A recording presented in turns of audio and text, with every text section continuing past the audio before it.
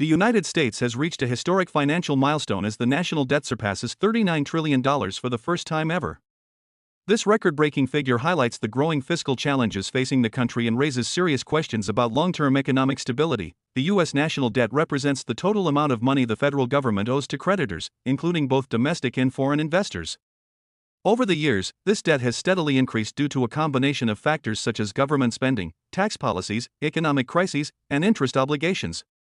Crossing the $39 trillion mark signals how rapidly borrowing has accelerated in recent times. One of the key drivers behind this surge is government spending.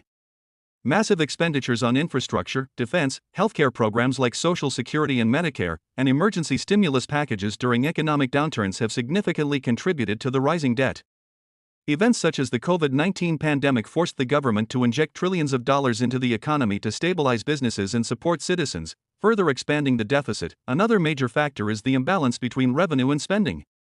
When the government spends more than it collects in taxes, it creates a deficit, which is then financed by borrowing.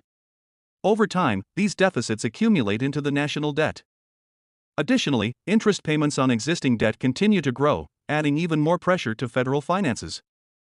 The implications of reaching $39 trillion in debt are complex. On one hand, the U.S. economy remains one of the largest and most powerful in the world, allowing it to sustain high levels of borrowing. The dollar's role as the global reserve currency also provides some level of financial flexibility. However, rising debt levels could lead to higher interest rates, increased inflation risks, and reduced government flexibility in responding to future crises. Critics argue that if the debt continues to grow unchecked, it could burden future generations with massive financial obligations. Others believe that strategic investments funded through borrowing can drive economic growth and offset the risks associated with high debt levels. As the United States crosses this unprecedented $39 trillion threshold, policymakers face increasing pressure to find a balance between sustaining economic growth and maintaining fiscal responsibility.